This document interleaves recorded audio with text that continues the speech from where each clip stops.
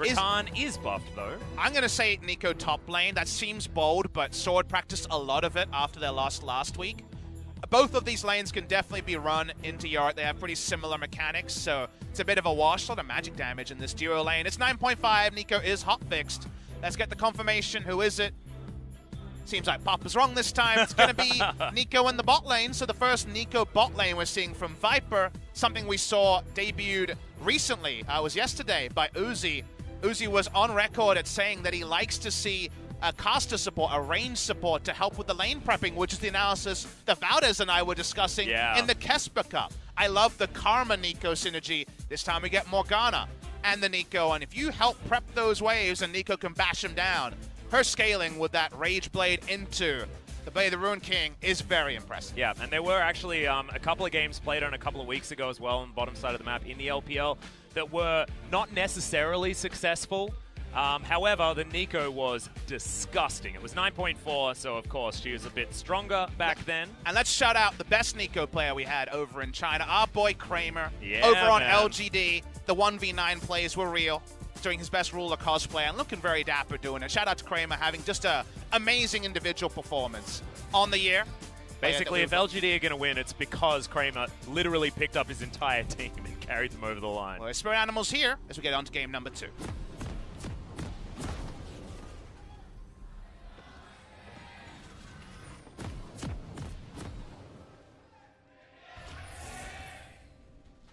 Yeah, Griffin fans getting very excited about a potential comeback here for Griffin. And if they are able to have another emphatic victory in this game, especially piloting this draft and having Sword on a lane-dominant champion that if he does actually pop off this game, that is going to be great news because it means we go once again back to how do you actually defeat Griffin if they have shored up what their problems were in Week 8? And you look at the draft from Hanwha Life, and it's way less bold. There's so much power in these lanes for, importantly, Lee Sin. Yes. Take advantage. We've talked about the small effective champion pool. For this series started 7-3 Olaf. That was banned. 6-1 Lee Sin. From there, it's 1-3, 2-3. It's not going to be winning records on other junglers. So bonO's on the Lee Sin. His lanes to gank. Yes, Yorick is kind of self-sufficient, even though the Jace matchup obviously is going to be wincing a little bit. He's got Rakan and Lissandra follow-up in lanes. There's a lot for him to take advantage of when it comes to ganks here. Lissandra was the first pick, as we know. A lot of teams would love to pilot a draft like Hanwha Life has, so bonO is the one we expect to see. Now with the invitation to accept that RSVP and get things going in a way better fashion than they found in game number 1. Yeah, and we'll see how this lane is actually going to crop up here on the bottom side of the map. Morgana, like you say, to help shove things out for the Nico. Tarzan, once again, level 2 gank, this time on the top side of the map. And he's going to be the jump in there to the skies from Sword as Tarzan is just lining up the flag and drag and gets the flash instantly. Griffin already with so much control here, especially topside, and that's exactly what Sword needed. Really good gank timing because you take a good lane matchup and make it a great one because as long as you don't miss the EQ, you put it towards the turret, he has to flash, right? You're always getting flash there. You almost never get a kill because the flash is so obvious, but you guarantee it's a flashless Yorick in a bad matchup against Jace. And he's doing the Cho'Gath duty right now, saying, I would really love 1 CS. Yeah, he's going to get one. There we go. Oh, yeah. Power, nailed it. He has infinite more CS than he had previously. I know. It's undefinable. He's got 4. Barely has a health bar, though, as Sword is going to continue to go aggressive. Morning Mist is going to land, but there's no ghoulies that have been picked up yet. This Yorick is not having a great time. And Tarzan is thinking about the dive. 300 health is not exactly the largest number to get through. He really wants that Doran shield to keep ticking. It's going to be 410 or so when this starts. Yep, ghouls are going to come up here as Tarzan's taking a fair bit of damage. Tanking up the turret now as well as Thal will go down, but it's a 1-for-1. Doesn't feel too bad here as both teleports are available. Look, we can confirm that Griffin had their wheat bix this morning. They're definitely feeling the early flexing, but after the turret damage buffs between the years here in 2019 start, that was always going to be a trade. Almost no damage put down from Tarzan after he took aggro. It means that Jace has to do the rest. You still, of course, inflict a bad back timing onto the Yorick, and Jace can just run to lane and not take too much punishment, but not the cleanest from Griffin. Yep. Nice snare to come in here from Viper as the Black Shield is used to great effect. We missed this. Starting here. I assume this is just turning on to Chovy after it looked like Ships in the Night. Yep. Aftershock getting about 1 billion value from Chovy. They don't even get a summoner there, and of course means the timing for Tarzan is obvious. No chance of a counter gank. That's why our observer showed it. Tarzan doesn't get the EQ damage. If he did, your thought is that maybe you live on a sliver or the minions just take you down as top lane. Yep, Q is going to land there. That's a really cute flash to come out from Sword, who's survived for so long, but Thal eventually takes him down. Now bonO's in trouble. The auto attack from Chovy is going to do it, but now has his life been forfeit? Tarzan gets a nice knock up, and the answer looks to be no, as Chovy even happy to turn this one around. Gets himself the passive shield as Lava going down low. It's a double kill now for the Jarvan, and the teleport in from Sword means they'll be able to get turret plates as well. The brawl up top happens again. bonO's at the lane, but Tarzan sticks around and gets so many kill involvements in this play. Gonna need to see the build-up because we're caught in a replay on who had the information advantage. Here is the replay to understand it. Lehends just going for a lane gank to try to help Thal to get a kill back in, but Jarvan was already there. The 200 IQ plays, slam him in the chat. It's always ahead of them is Tarzan. So important he's there, because this is the only moment you can look to strike before Yorick is just fully behind in the 1v1. Yeah, and this is an absolute disaster. Really nice knock up there from Tarzan, and Chovy having the gall to move back in, has the teleport coming in from his friend, but also utilizing the passive very nicely. The Rise would have liked to kill, but it's okay with having another 100% kill contribution. Jarvan, that's 2-0-2 now with the Caulfield's Warhammer and his Skirmishing Saber already completed, in comparison to 2 little swords and a machete.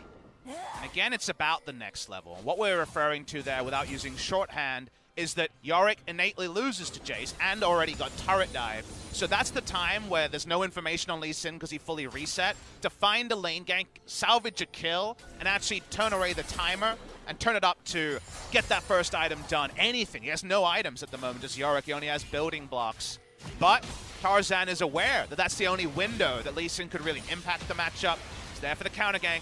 Nicely played from the jungler of Griffin, and now you're spreading your lead to the bot side of the map as well. Yep, and there's just some double jungling coming in here from Chovy and Tarzan. They steal away the Raptor camp.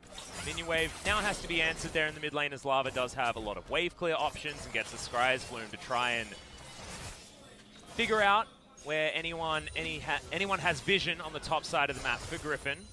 Viper's actually taking a lot of damage down here. Sang-hyeon actually a pretty decent Xayah player, but he's going to lose out on that trade.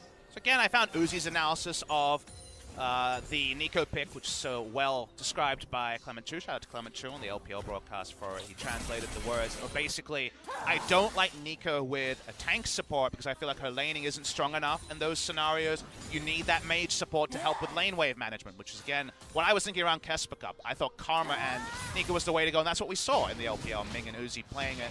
So I like the fact that the Morgana was held onto. It is a ranged support that just shuts down Rakan. It was always the way, right? Caitlyn Morgana inside Rakan. It's easy invade. Yeah, the flash in from Tarzan just wants to kill bonO. Doesn't even want to steal the red, but he may not actually be able to get there. Lehends flashes over, hits the ward, and then hits the Lee Sin to grab that kill. The flash attack move fails, but the binding duration we all know of, it's forever. He gets the second chance. They pick up the kill, and now the jungler is paying for the sins of the laners. Yeah, that's real unfortunate. Thankfully, Tarzan's able to pick up the assist there as well. Holds on to that 100% kill contribution that he might be able to carry through to this entire series. And we've learned something, and we can now crystallize what we've learned. Griffin have a new pick that helps them with their drafting. They don't need to last pick Evelynn to get into a good matchup. They're just going Warrior Jarvan, screw the Cinderhawk, and playing aggressive from level 2. And if they can play this forward, now there's another thing to think about, because this is a playstyle Griffin couldn't play last week. Yep.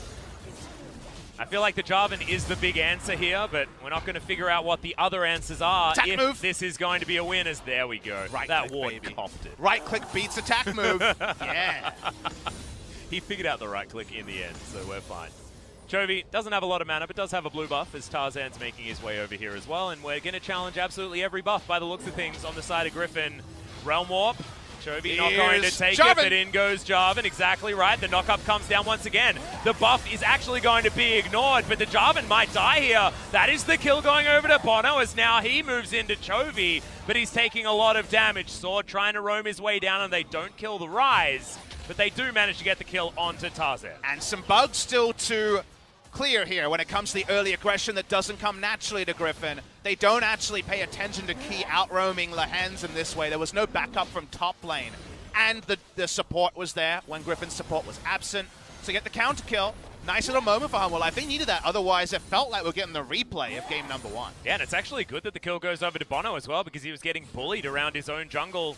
Now might have a few extra items to get things done, and does have the Caulfield's Warhammer, but that's a Warrior Enchant already completed for Tarzan, so... It was a catch-up Caulfield's completion. Yeah. Not even a catch-up Warriors completion, because he just backed after the kill. So, as you're saying, desperately needed that in that lane.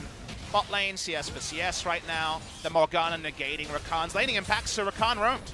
Good moment there beside a Hanwha life. Of course, top lane, after that counter gank for the secondary kill, means that Yorick Mori, he got some kill gold, but hasn't been able to spend it. He's still sitting on no completed items. Yep, 45 stacks left on that cull before that one comes in. Morning Mist is going to get the ghoulies on top of Sword, but otherwise, there's not too many good things to talk about here. Sword's got a lot of long swords. His namesake certainly working out for him here, top side of the map. Going for the phase rush as well, to have that extra mobility. Have a look at those runes earlier on in this match, as Sword does need to be careful of the turret, but he's taken so many plates so far, very close to grabbing his second. 10 minutes in, still 4 minutes before those do wear off. Right now, Rise Jarvan as a duo on the red side is this Terra duo where you know so little about where they're going. In Korea, we don't see a lot of top lane, but we've seen support, obviously. I think that one's gone. Spirit's gone. Speaking of gone. Yep, he's dead. That is Warrior Jarvan, baby. Some pretty good layering of CC there as well, as Cataclysm's going to come forward, and Lava didn't have the Claw of Doom, so has to flash in order to get out of the ultimate of Tarzan. And Rise, the one pick that works into Lissandra very nicely wherever she goes as well, so it feels like Rise Jarvan. Nice answer to the Lissandra if no Lissandra bans are inflicted. Bot lane has been an island so far. It was top lane previously. Okay, we got the self-ult to come in from Lava, but Chovy should have it. One more auto's going to get her. And the Rise is just too far ahead. 2-0-3 now. Curial Scimitar already done. Takes the Blast Cone. There's a bit of a visual bug, but that's all right. We've had chatted less visual bugs on this patch, so we'll take it. There's a 4-level advantage here for Chovy. Yeah. I mean, bonO's had the worst time. He has. That part makes sense. Ocean Drake goes down. That's the early game Drake, exactly where you near it. Viper can use his spells more liberally. We're on 9.5, so that increased root duration is there. The hotfix is there, so of course the payoff of Rage Blade is a little bit less on the damage front, but something I've talked about quite openly on Twitter is that the movement speed, the fact that you're still going to be proccing 40% movement speed when you have level 9, you know, fully maxed out the W. I think that 40% movement speed as a permanent steroid, because you're getting more than one proc every second with Rage Blade, is insane. As Chovy, he's in a pretty insane spot as well. Yeah. Is it too early to talk about smacking him with your wallet? Because I think that's what Chovy's doing. I don't think payday is there yet for the Rise. Rise especially is someone whose payday is close to the end of the month. Yeah, that's true. Rather than the early parts of the month. But, you know, he has his expenses check. His expenses are very low this month, and his expected revenue is high. Yeah, he's done some tax evasion, I think, here in this mid lane. As the Lissandra certainly knows it, 0-2-1, down 20 CS as well. Hanwha's only real good sign is here on the bottom side of the map. The Featherstorm does come in, but the Pop Blossom to answer. Key immediately goes into the stopwatch as Lava trying to get onto Viper, but you mentioned the movement speed steroid. That's the kickback. Viper needs one more auto here from bonO in order to go down, as Lehends very close to dying as well, but Black Shield will keep him alive. Matter of time, and the Nico does go down, so that's one good thing here for Hanwha. Bottom side, the Nico not exactly great, but the solo lanes are smashing this one, and Shelly is going to be in the ground as well. And unfortunately, Atlas, you look at the mini-map and you're like, oh crap, you guys lose this in a big way, because it's pre-14 minutes. They lose out on multiple turret plates in mid and top, and Rift Herald will go down. So just a single kill for 4-man investment in the bot side, to me, is not enough, and Morgana can cheekily just try to snipe down some Tormented Soil to delay how many turret plates are picked up by Hanwha Life. Well, Tarzan should be able to just throw Shelly up here, is going to use it. That is going to be 3 turret plates over to Sword. He'll probably grab them by himself. Tarzan not going to do the thing that he did earlier in the season. It's going to get the turret as well, Atlas. Yeah, the turret is certainly dead. You don't want to join as the Jarvan because there's no reinforcements. Oh, God. You take it down, you get two plates up, and 2 plates go down every charge. this is going to be a scary overlay when we show the turret plates that were picked up, because 5 in the top side, 1 in bot, already 3 in mid, and we still got 20 seconds. Oh my goodness. Lava clears out the minion wave, so thankfully these last couple of plates are not going to go down for Griffin. 50 seconds to go, minion wave not going to be here, but it doesn't matter, the damage, it just feels like it's already been done. 3,000 gold is going to be the lead, 3.6 in fact, as we have a look at this one once again on the bottom side. You just need so much, and the insult upon injury is you don't even kill Lehends, who gets out with his flash. Viper on the merry chase means that Lissandra gets to mid lane later, means that bonO can counter gank another lane later. It was 770 gold on the charge. And that's just the tip of the iceberg when it comes to problems. So I understand trying to make a practice play where you're strong. Very hard to salvage a lane against Jace, because of course he had flash up and you can't really stop him. But the cost in terms of early game objectives, which are amped up and then some on 3 14-minute timers. Timers working against Hanwha. The gold lead already 4,000. Yeah. We're going to check this one out. 2 plates bottom side, but that is 1440 gold. Yeah. Yeah, that's a hell of a lot of money to come in just from turret plates. You can see 7 of 4 in kills. First turret gold going down as well in favor of Griffin. And Hanwha only able to grab a couple before these plates fell on the bottom side. bonO's going to try to follow around his one winning lane. But you can see Viper and Lehends, they're just happy to play defensively, and if Morgana can do anything, it's defensive play. Chovy has free roam, so I don't even think any play on the bottom side of the map is going to be something you can really do with Lava's teleport still on cooldown. Nice itemization here from Chovy. You'll notice actually working towards the Righteous Glory. Yeah, went for the Rileys famous for that one mid lane version as well. Yep, we are going to have the Q landing. There's the kickback as the quickness does lock down Chovy for the moment, but he's just too tanky at this point in time. Sword makes his way in, and Chovy just casually walks away from that 1 versus 3. And I think the casual part needs to be emphasized. He didn't even have Seraph's shield, but with his Merc Treads, the duration of the charm wasn't long enough. Flashed out of the grand entrance and takes almost nothing. There's almost no punishment there with the Aftershock resist coming in. Trying to gank him there, doesn't work. He's going to land, yep. Ultimate going to be utilized there as Pop Blossom is going to stun in the middle of the grand entrance. Key just gets dunked from Tarzan as now bonO gets stunned up. That is going to be the Blade Caller from Sang-hyeon getting the snare. But Chovy is so aggressive with his Realm Warp. Uses the Aftershock, makes sure he tanks up the turret with it, gets himself out again, but this could be another one to get knocked down here from Griffin. And what is NiKo good at? Destroying turrets with that passive on the W. And where is Griffin overextended? I care to ask you, look at the minimap. Nowhere really. They have a lot of forward vision. They have no worries around the Jace lane. They can play at inner turrets at 16 minutes, and they are backing up game number 1 and crystallizing that if you ask them to play early game, outside of 1 or 2 hiccups, they've been pretty flawless. Yep, I just love the Jarvan way more than the Xin Zhao as well from Tarzan. Even his Olaf has looked relatively forgettable in recent games, but this Jarvan is just so proactive. Sad that we don't get to show the replay of the previous fight. People are wondering. Merc Treads got through the charm duration and allowed him to flash through Grand Entrance. And Grand Entrance never armed because the timing's there. This time, though, his Aftershock's back up, so he looks at turrets. He's already got plenty of health and says, I'm fine. And you know what? He was right. Yep, collects himself a free cleanse there on the bottom side. No danger of dying because Rune Prison is so easy to get off and guarantee the Aftershock. Just love the play. Coming from Griffin, Chovy moves towards the top side of the map. I think he used his teleport to get up there as bonO has to get the hell out of dodge. If this Rise so much as sees him, the Lee Sin is dead. Rise and Lissandra, these are the champions that are a problem this week. There will be a problem on 9.6, which we expect to be moving to next week. These are 2 champions that are too flexible and too strong for their own good and have not been hit by any relevant nerfs on patch 9.6, so gotta feel like, depending on if we have a different patch for playoffs, we could be seeing a whole lot of these champions on the ban list. We are seeing them still on the Rift for now, but the updates I think are coming later in the week. Yeah. Well, Sang-hyeon and Key trying to hold on. They're still doing okay, but another Dark Binding lands. Lava's given up. And Viper's not going to be able to trick anyone with that one. Shape Splitter not going to work out there as Sword.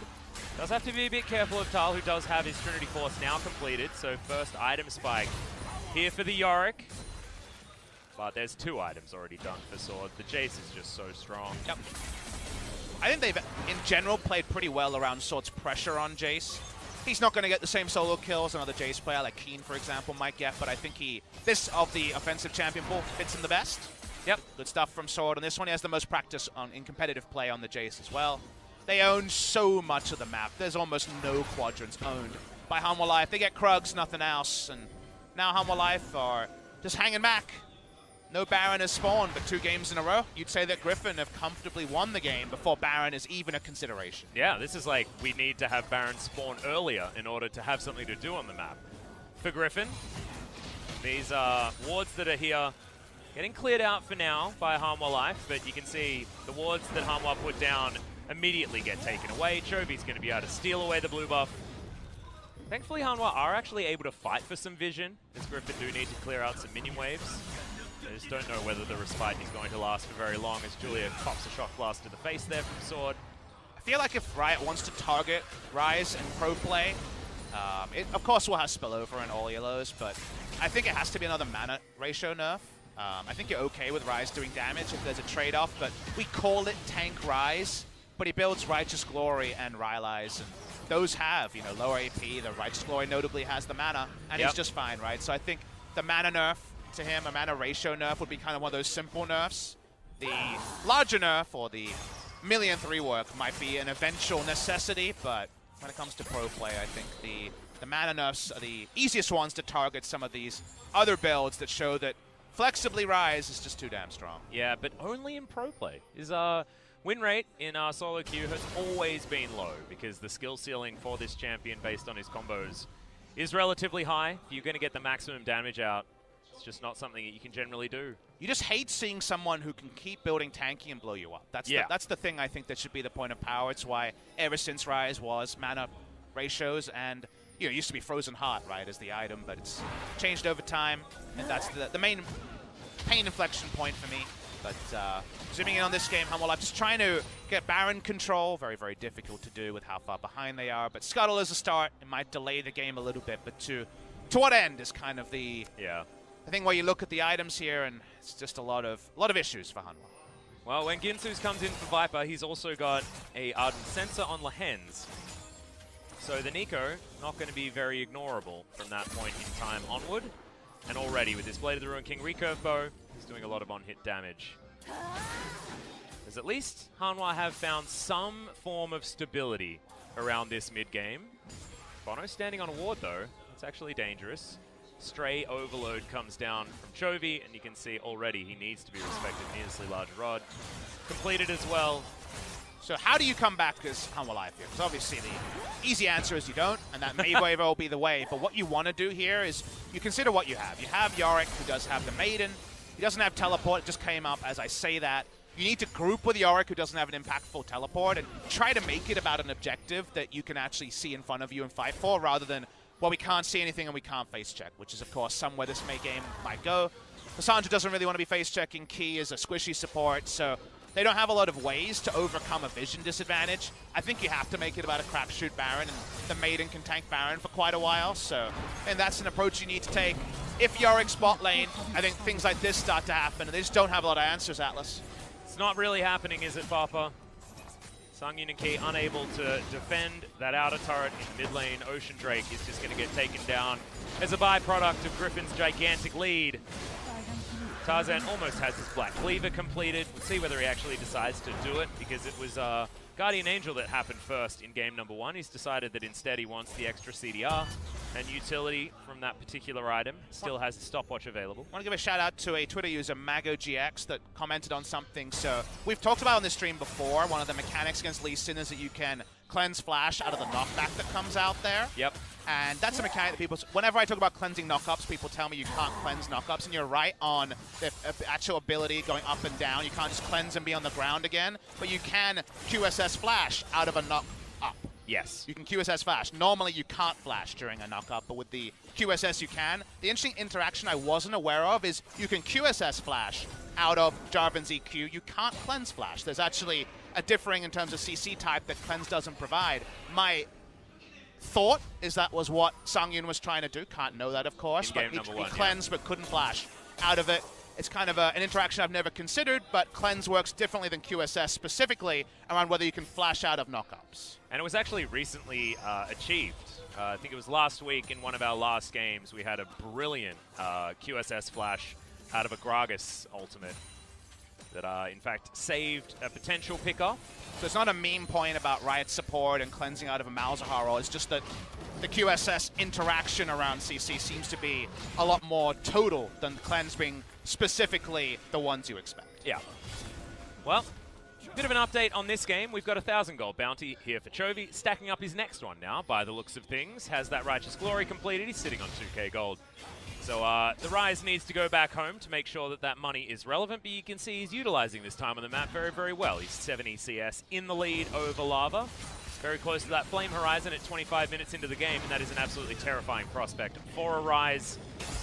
Griffin have their damage items early enough that despite not having a true tank to tank the Baron, they kill it fast enough that baiting Baron is a game plan they pretty much want to invest on very shortly, but they're trying to dot their I's and cross their T's. Maybe they are strong enough with damage that a Jace flank is possible. Usually, of course, a very rare thing, given that he dives in and dies in most team fights.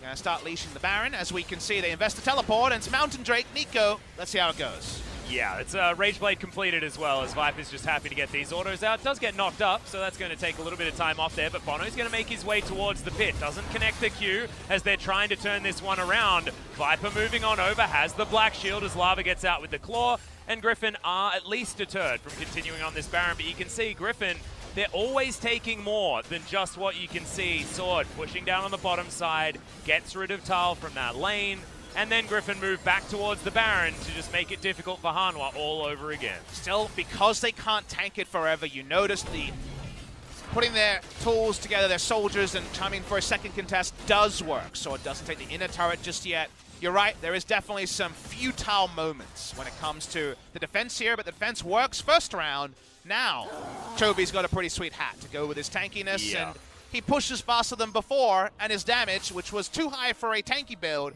is now just overwhelming. It's just ridiculously high. I thought it was going to be a Spellbinder to come in, but no, of course it isn't. Chovy's got way too much money. He wants to upgrade that headwear earlier than that. As Griffin, they start off the Baron yet again, and it's already down to below half health. Make that a fifth. Now Lehends just walks straight into the enemy, disguised, of course, as that was the Shape Splitter. Lava almost dies from a couple of spells there as Tarzan gets the flash out of Lava. Does have to go into the ultimate, as now Tarzan tanking up the turret. Pop Blossom's going to be dodged there by the stopwatch. It was actually Lava keeping himself alive for a long time. However, Griffin, they've got a Baron, and they now have a Jace split pushing on the bottom side. Sang-hyeon and Ki going to try and help him out there as the acceleration gate has a little bit of extra movement speed for the Jace to get out. And he has a Ginsu's. And, sorry, that's not a Ginsu's. That's the purple one. That's okay, Atlas, because Hanwha Life were actually able to get something after the Baron went down. The flash not being up on Sword means that this Baron buff swift push was usually the scariest thing to face. Jace with Baron buff is now going to be a little bit more blunt, but still going to be pretty damn serrated if we think about it. That was after the Baron was down, so there's no problem with sending multiple members. Bot side, they can't actually defend objectives like inner turrets, so they back away. Griffin's gold lead has now gone over the summit that is 10,000 gold. Now it just feels like they're going to come, roll up, and all Hanwha Life are going to be able to do is admire all the tools on the side of Griffin and watch their base be destroyed. Yep, they're the kid without all of the cool toys at primary school at the moment. Looking at one of the other kids having all of them.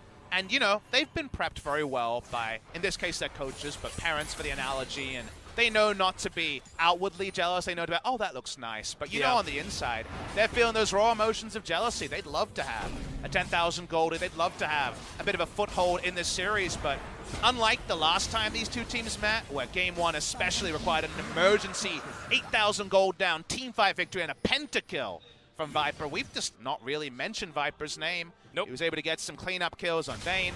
Been a passenger in game number 2 on the Nico. This has just been a destruction, mostly orchestrated by the Puppet Master himself in Tarzan. Yep, Tarzan has done it again. This time he's moved away from 100% kill contribution. There's been one kill that happened without him. I'm very disappointed. I wanted to see the 100% throughout the entire series. But Tarzan, you know, we kind of talk about as our prep boy, you know, as this 200 IQ player who's just ahead of every other jungler, Yep. you learn that you don't want to get 100% on every test. You have to show you're fallible, otherwise people won't be able to relate to you. So 90% kill participation, he can say, well, I guess I got to be better next time. Yeah, that's in the exactly interview, right. There and we you go. can't just look at him and be like, no, you actually got 100% kill participation in the whole series. Yeah, you gotta look at least a little bit humble. But right now, they're just looking to try and figure out where next to break open Hanwha Life. Good binding lands, but it's not going to get a Feather Storm out there of Seung-yong. Seung-yong, of course, still hasn't died yet. Has the ultimate available, both of his summoner spells up as well. So at least the Xayah, looking for his Infinity Edge, is going to be all right for the moment, but Chovy takes down the bottom inner turret. How many members of Hanwha Life does it take to kill Chovy, assuming he lives through the QSS? If he had a QSS, let's say.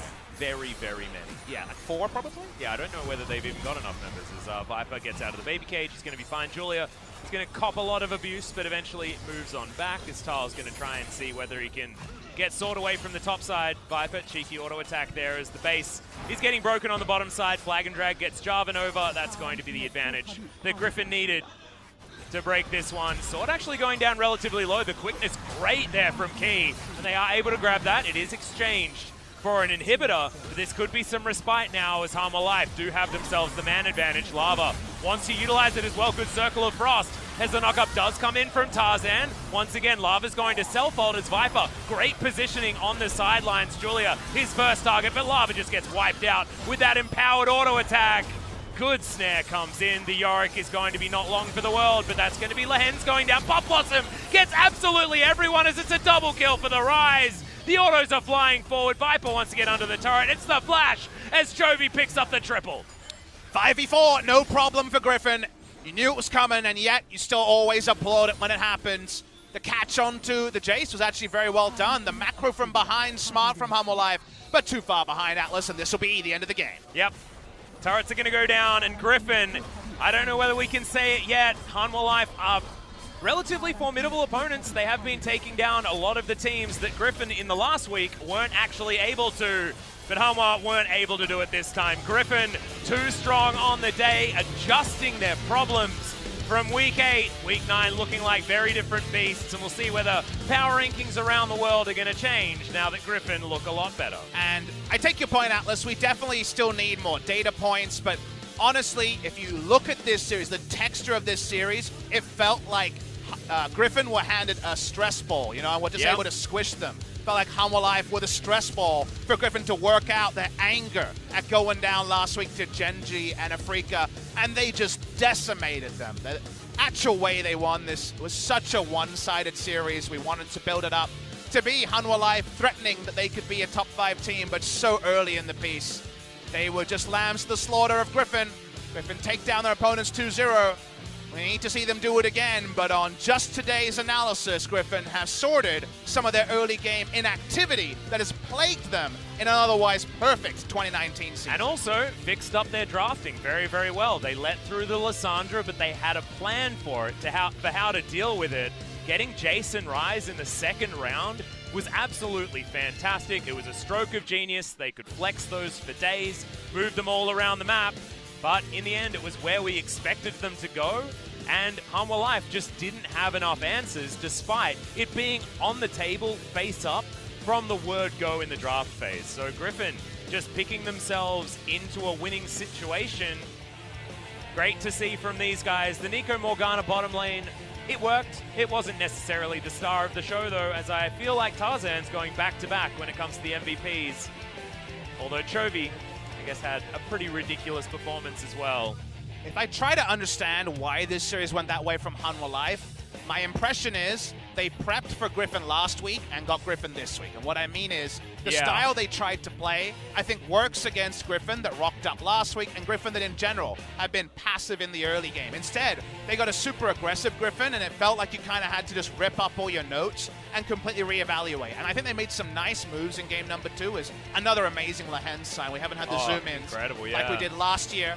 That's his Galio that he didn't get to play today. But Griffin's prep and Griffin's approach was just something that Hanwha Life weren't ready for. And it was evident about 6 to 8 minutes into each game, a lot of the game was already over. Yeah. Felt like this was a taste of Griffin to come. which is exactly what we wanted to see, because they're a team that has been sitting at the very top of the LCK. We were wondering whether anyone was going to be able to take them down, and when they falter against Gen G and the Afrika Freaks, you're sort of worried about having the wrong team in the final if they're going to fall off towards the end of the season. It proved to us today that that is not the case up against Hanwha Life, who are generally a gut check team. They are the team that keeps people out of the playoffs if they're not good enough, and then they sit in 6th place and they don't make it in themselves. As that Griffin box is super cool. Yeah, some homemade merch there, some true team merch. Griffin fans smiling for the first time in a while. Because of their strength of schedule, we won't know probably till the LCK Grand Final, assuming they can win one more match and lock it in, whether they're going to be able to play this way against the best. And that's something, unfortunately, we can't resolve till the end of the season. But if they can, then they do have another string to what was already a pretty beautiful bow. Yeah, I think Kingzone is going to be their last, I guess, test in theory. Yeah. Kingzone have been playing a whole lot better. We're going to see whether they're going to continue that in our second series of the night that's going to be coming up in about 90 minutes, guys. Unfortunately, this one just wasn't a very slow one. Nope. As Lehends, we've got the replay of him attack moving the ward. I believe this is our fastest Griffin series, which I think is an important thing to say. They are a team that can take down the opponent with breaks in an hour and a half. We started at 5 p.m. Korean Standard Time. We're down to 6:32 p.m. Korean Standard Time. Hanwha Life just blown away. Very interesting to see how they can bounce back. And remember, we talked about how Kingzone Dragon X, after this victory from Griffin, any victory guarantees their spot in top 5. So please join us in an hour and a half, because there's a very real chance that Kingzone can control their own destiny. And a squad that was looking like it was going to end the season in a whimper when Rascal and Cuz were being styled upon in the opening weeks of the season. Now Cuz is coming off a week where he won 3 out of 4 MVPs for Kingzone. And it's also Def versus his old team, and BDD versus his old team as well. It's full of stories. It was exciting the first time round, but Kingzone, I believe, smashed them brutally. See whether KT are going to be able to find their way back in. Our 2018 Summer Champions. Oh, how the mighty have fallen. This was... Yeah, I can say it this time. Hanwha Life getting smacked with some very heavy wallets, especially the one that Chovy picked up for himself. Sang-hyeon playing his little heart out, but as you can see, that is just a style realm warp to come in and just takes him down. Sang-hyeon, you can see, did a fair bit of damage, but it didn't matter. It was all about the rise this game. Off the back of Tarzan making, once again, fantastic early movements. You get a rise that accelerated. His Seraph's Embrace was done very, very early. So many noughts in the objective very side close for Hanwha Life in both game. games, right? Both games are pretty similar in the lack of objectives picked up. So, clean victory from Griffin. We'll be able to have a MVP interview. Let's confirm first. We're going to get it up very soon who the MVP of game number 2 is. Like you say, it feels like Chovy or potentially Tarzan. I guess maybe a chance of Lehends. He had some nice Morgana moments. He did.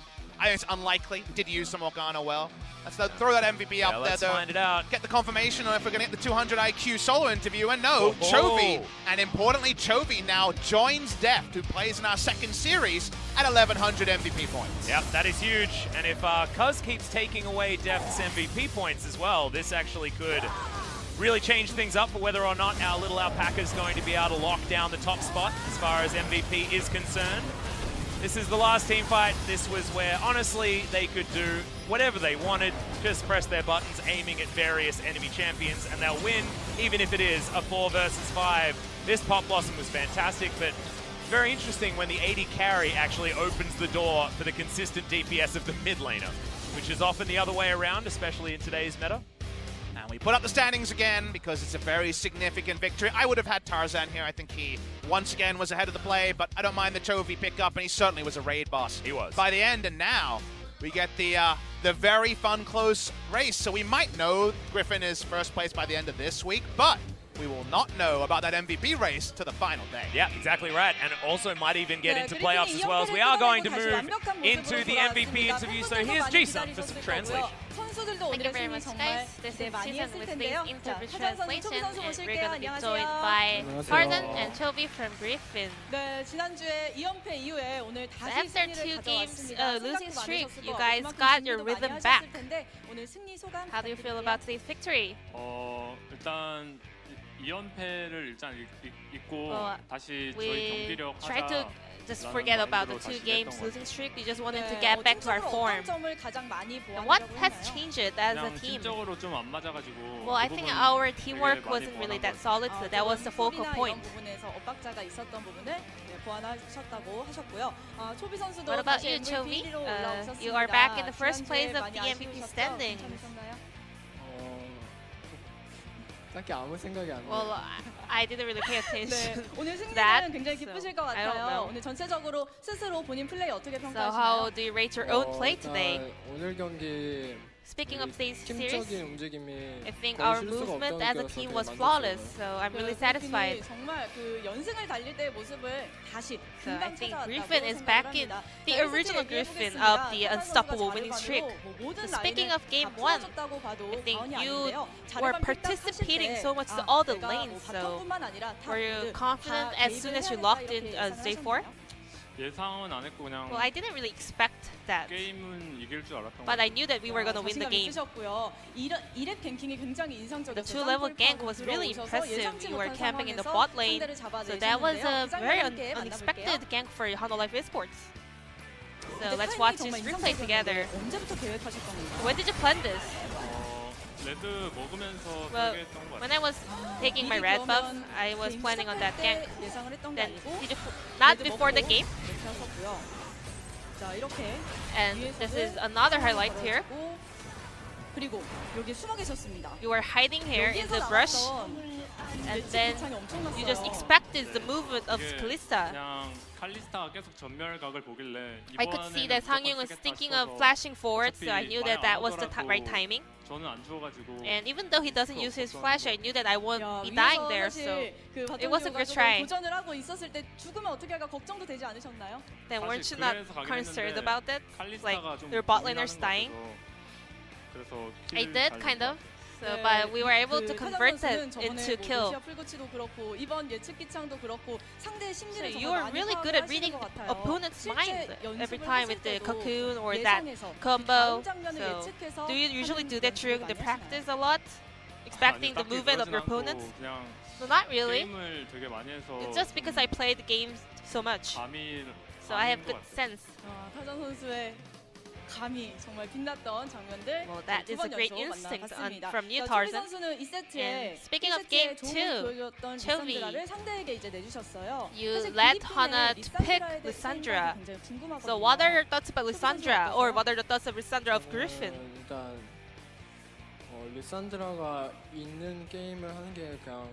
I mean, playing game with Lissandra is obviously more confident and comfortable for me. So I don't know what to say. We try to like play or let them play Lissandra. Well, for me, it is also comfortable to play up against Lissandra.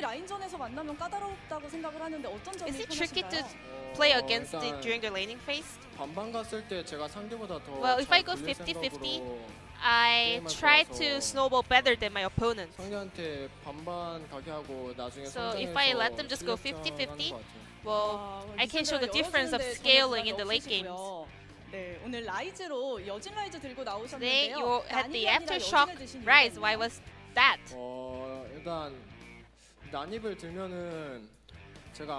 Well, even though I just dropped the CC, well, I will die with the from the Lehends damage. But with the Aftershock, I knew that I was gonna survive longer in game.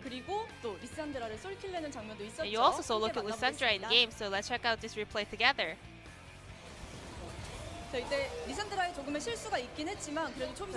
Wava had a bit of a mistake over there, but you were keep chasing her and you took Lissandra down. So what was going on? Well, I just wanted to stop the base, but I just see the angle coming, so I just took her down. And that was a very great moment, your mind game against Listen. Do you remember that? Yes, I do. You were trying to confuse him, right? Yes, I was. Griffin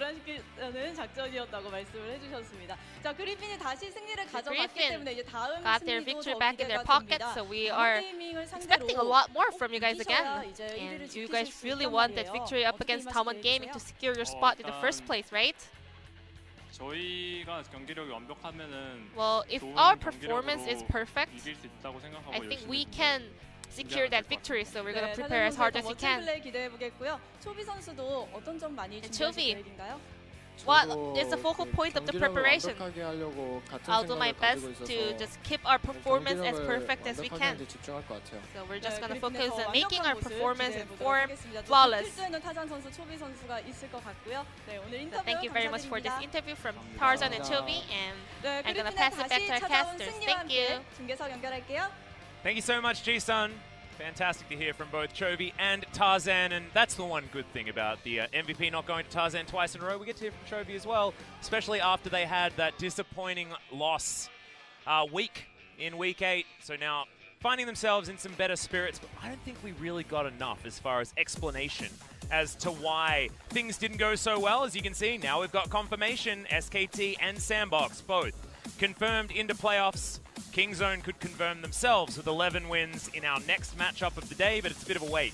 Until that one does come along, Kingzone versus KT will be happening in about an hour and 20 minutes. That's right, Kingzone, any victory, and Hanwha Life can't overtake them. It doesn't matter if Damwon overtakes them, they'll still be top 5, and only top 5 make it into the gauntlet in Korea. Remember, guys, it's 4v5 in a best of 3, and then best of 5s against the top 3 as things goes on from there. So 4 matches, first match, a best of 3, into the true playoffs, which are best of 5s here in Korea. So Kingzone, it's always nice to have your future in your own hands. KT Rolster are definitely a team that